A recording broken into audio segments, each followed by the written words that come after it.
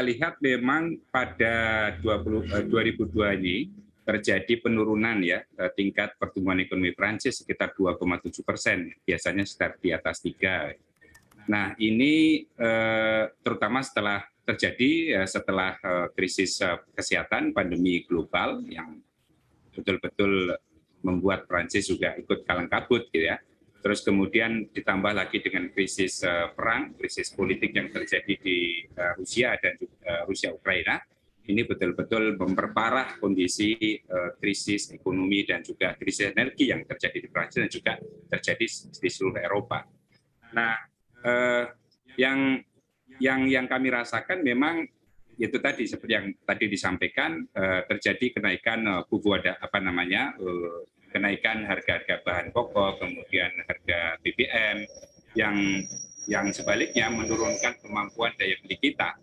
Nah, yang menarik adalah krisis energi dan krisis ekonomi yang terjadi di Prancis ini membuat pemerintah Prancis itu mencoba melakukan semacam kebijakan-kebijakan untuk supaya rakyat Prancis, ya, termasuk kami, ya, residen warga negara Indonesia di Prancis, tidak terlalu terpapar. Ya. Meskipun dalam beberapa tahun terakhir dan beberapa bulan terakhir ini terjadi semacam pemogokan massal, kemudian demonstrasi dari banyak sindikasi-sindikasi profesi Prancis ya di seluruh Prancis yang sebenarnya mereka menuntut pemerintah untuk meningkatkan kemampuan daya beli gitu di tengah krisis ekonomi dan krisis energi yang terjadi di Prancis.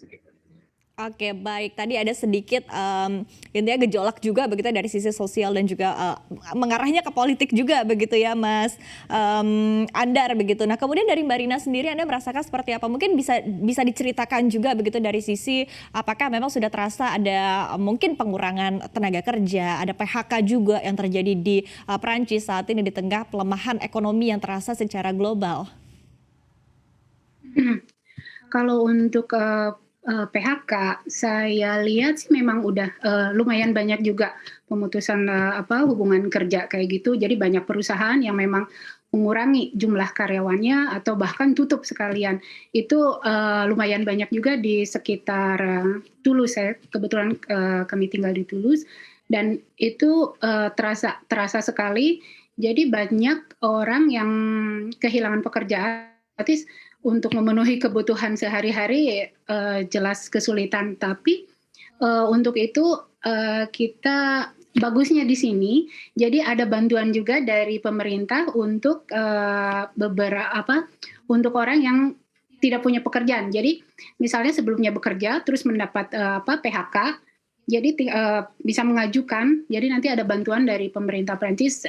Saya kurang tahu tepatnya, cuman sekitar 60% dari gaji terakhir itu dibantu oleh pemerintah sampai nanti mendapatkan pekerjaan lagi. Tapi bukan berarti udah seperti itu dibiarin aja gitu, nggak cari pekerjaan. Nah, nanti dilihat juga. Jadi ada seperti evaluasi gitu.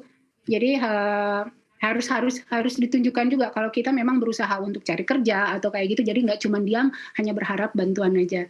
Mungkin itu ada kelebihan juga, ada bantuan dari pemerintah untuk masyarakat yang mendapat pemutusan kerja atau jadi tidak mempunyai pekerjaan lagi. Oke, baik. Nah, berbicara terkait dengan pemerintah, arahan dari KBRI di Prancis sendiri seperti apa sih? Mungkin saya ke Mas Andar begitu. Apakah memang ada arahan khusus begitu dari pemerintah Indonesia untuk warga negara Indonesia yang tinggal di Prancis terkait dengan seperti apa mengamankan diri begitu di tengah kondisi krisis energi dan juga pangan ini, Mas Andar?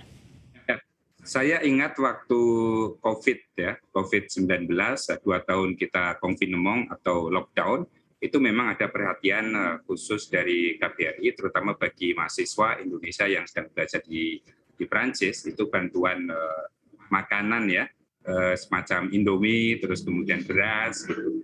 Ya itu yang saya terima itu 2 kali. Yang pertama ketika terjadi krisis pada tahun pertama, kemudian pada tahun kedua, ada bantuan dari atas pendidikan dan KBRI, terutama khusus mahasiswa Indonesia di Prancis ketika Idul Fitri gitu ya. Jadi 2 kali ada bantuan dari KBRI.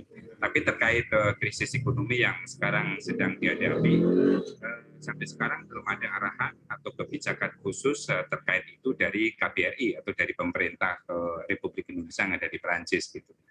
Nah, saya melihat, saya kira kalau terjadi krisis semakin akut ya, saya kira kami tentu saja menunggu ya arahan atau kebijakan-kebijakan konkret dari pemerintah Indonesia di Perancis.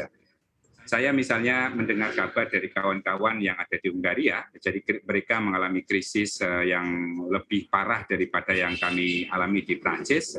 Jadi mahasiswa-mahasiswa Indonesia mendapatkan beasiswa dari pemerintah setempat atau terutama dari pemerintah setempat, mereka akan ada krisis ekonomi yang begitu dahsyat sehingga kemampuan daya beli mereka sangat menurun dan mereka sedang kesulitan dan mereka menunggu sebenarnya kebijakan atau arahan atau bantuan dari pemerintah setempat melalui KBRI.